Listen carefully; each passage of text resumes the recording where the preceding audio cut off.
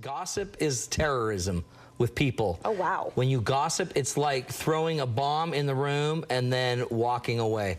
Carnage. That's dramatic. It needs to stop. Why do we get caught up in it? Good, value-based women, why do we get swept away in that kind of conversation? Some people say it's because you're human, and humans are social, and social beings want to stay connected, and a lot of the research shows it does help you connect, it does help you know the rules, it does help you maintain a social order.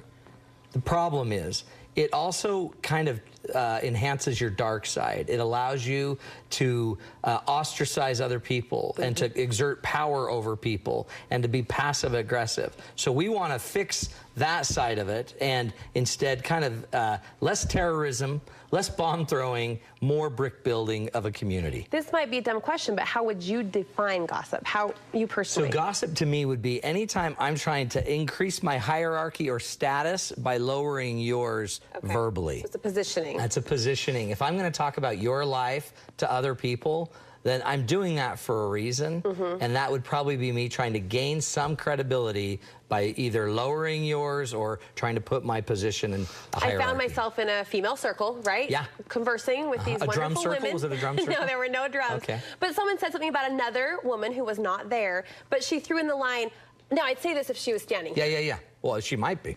I mean, yeah, I say that all the time when she's right. I would say that if she was standing right here. Does that qualify as gossip in your mind? No, because she's not standing there. Okay. So the irony is, why say it? But there's some reason we're saying it. Yeah. And we're probably saying it because it's giving us something, right? It's giving us an edge. It's giving us a position, a hook with somebody. The problem with it is, even if you did it in the best way possible, so talking about others is really powerful and positive if you're saying positive things. But if you have to say, I would say it if she were standing here. It's not a positive thing. It's not a positive thing. Step one in going gossip free, our quest here today, you say is to share your goal. Share your goal. Let everyone know you are setting out to do this. So start telling everyone. I was listening to the Pope the other day, and the Pope said, I need to get to heaven, and to get to heaven, I got to quit gossiping. The Pope or Matt Townsend? Or Matt Townsend. Take your pick. Go with the Pope. But so the crazy thing is share it, because if you share your goal with people that you want to be gossip free, you're actually kind of telling them, so don't gossip with me. Help me be healthier at this. And the cool thing about not gossiping about others is you're telling the people you're with that I won't gossip about you. So if you'll help me not gossip about others, then that means you're going to be secure when I'm not with you. I won't gossip about you. You say if you're tempted in the moment, you feel yourself starting to go toward that sentence or topic of conversation, that you really need to look at the humanity of it. We tend to demonize people instead of humanize them. If I, honestly, think about how you would feel if people were talking about you behind your back.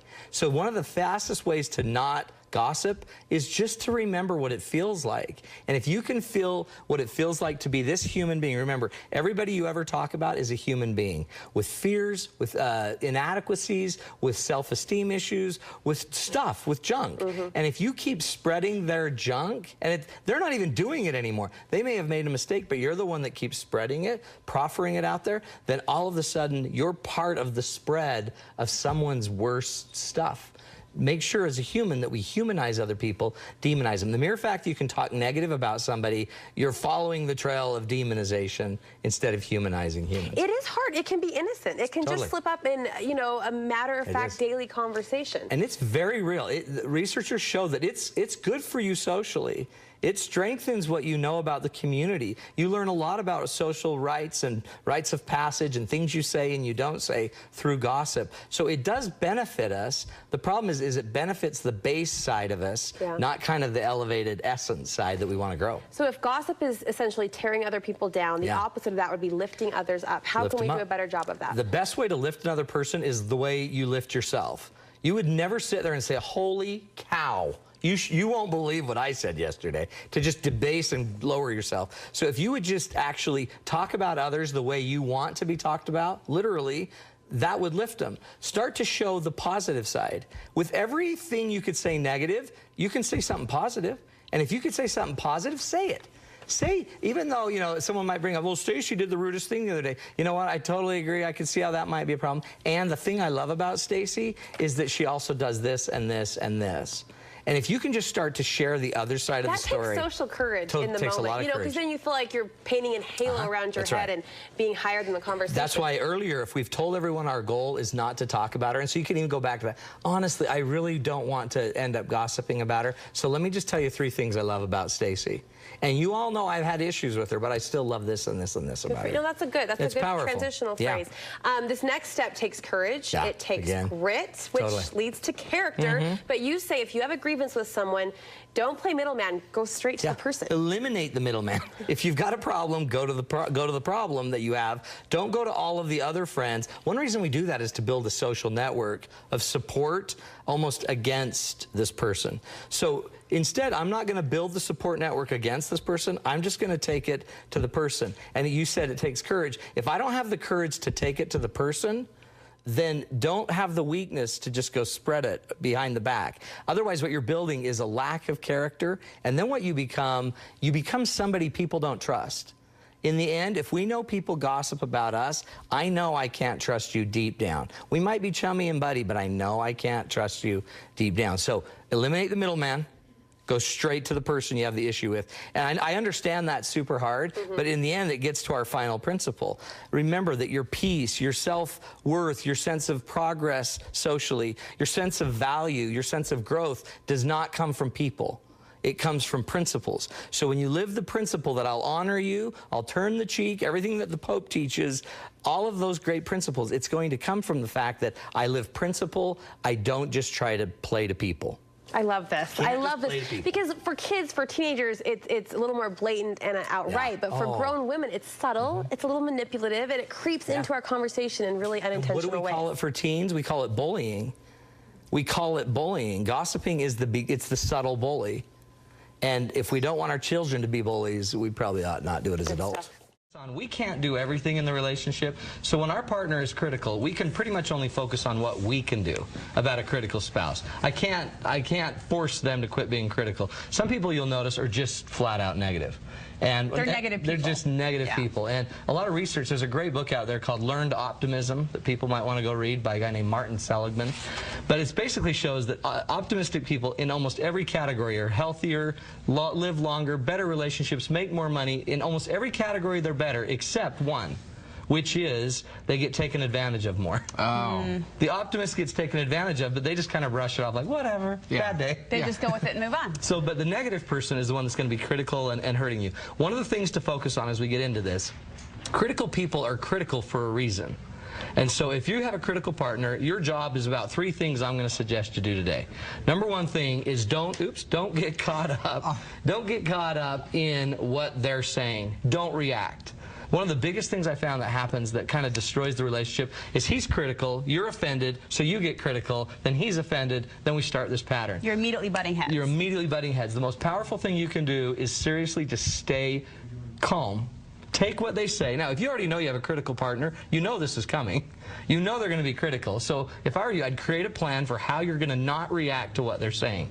Literally, take some of their power away. A plan like what? Like what do? You just like chill? Well, you might chill. You might start to say, okay, next time he's critical about me, I'm going to just say thanks for the feedback and walk out of the room.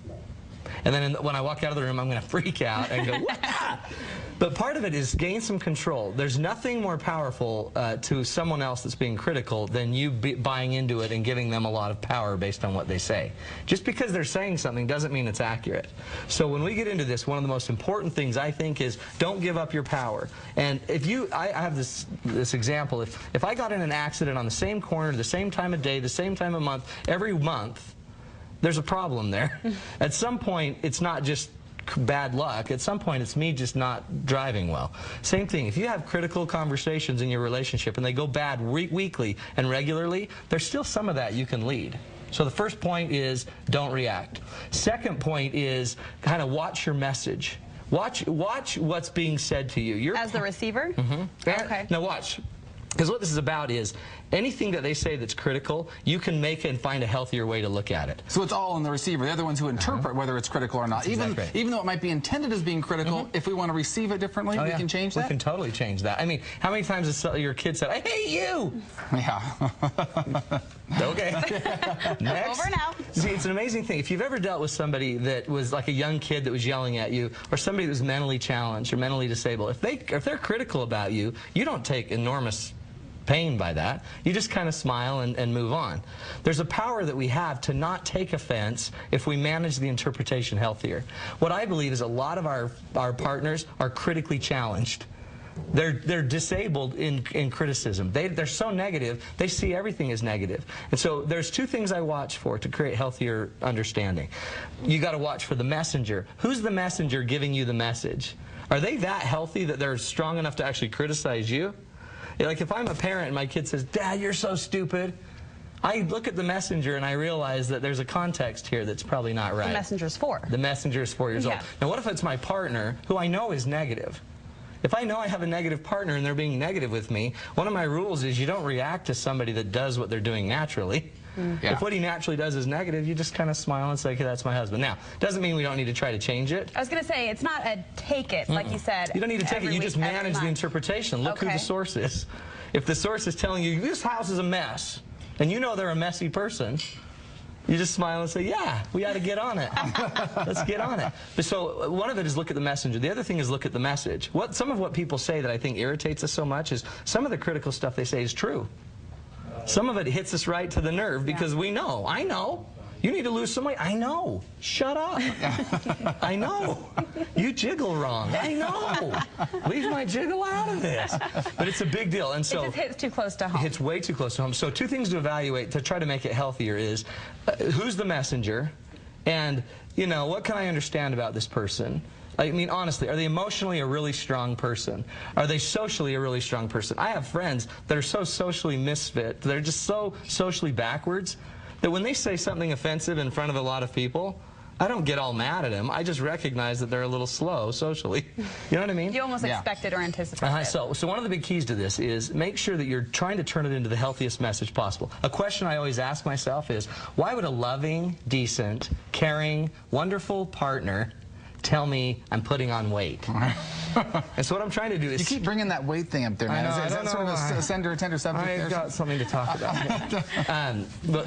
Thanks for pointing that out. Wasn't me. I'm so out of here. It was him. But what I'm trying to do is trying to humanize this person. What we tend to do is villainize the critical person. Like they're an evil, dark, mean person trying to hurt us. Most of the time, they're just a good, decent person, maybe a little ignorant, and they don't know quite how to talk to you about your weight or how to talk to you about improving something. I like that you humanize the person. Why would a loving, decent, caring, wonderful wife not clean up today? Or why would she write that check when she knew we didn't have money? Well, maybe she didn't know we didn't have money. Okay, so that's the second one. Try to make it as healthy as you can. The third one is do whatever you can and let go of what you can't do. At some point, you've got to start focusing on what can I do with a critical spouse. I guess one thing I could do is communicate to them how I'd rather be talked to. Another thing I could do is try to be positive regardless of what they say. Another thing I could do is seek help. Another thing I could do is write them a letter to express how it hurts me. Another thing I could do is ignore him. So there's certain things that you can do. And one of the things I found is the more you focus on what you can do, the more power you start to have, the more hope you have. Research shows that when people have a problem and they have a plan, and they act on a plan, they feel better.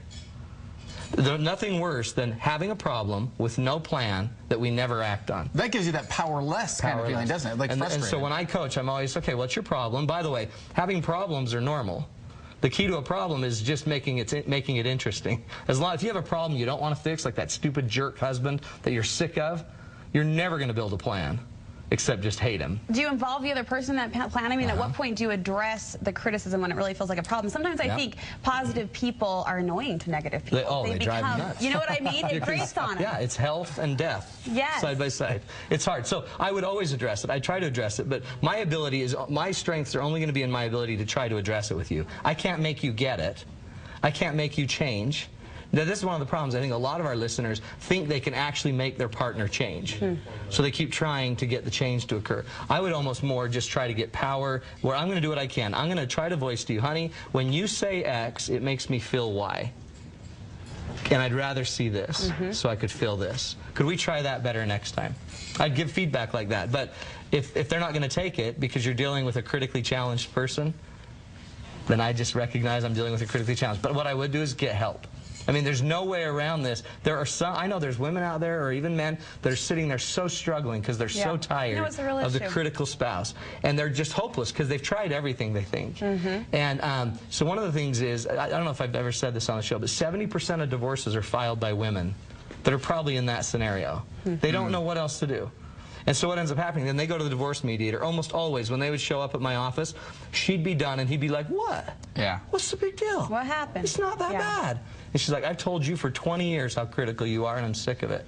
So at some point, we got to wake this guy up, or this gal up. And likewise, if you're listening, thinking maybe I'm the critical person, a great time to apply these principles in a reverse. By the way, the best way to know if you're critical is watch your partner. Do they tend to blossom in front of you and bloom and get excited to be with you, or do they start to pull away? Do they start like a bad wilting tulip?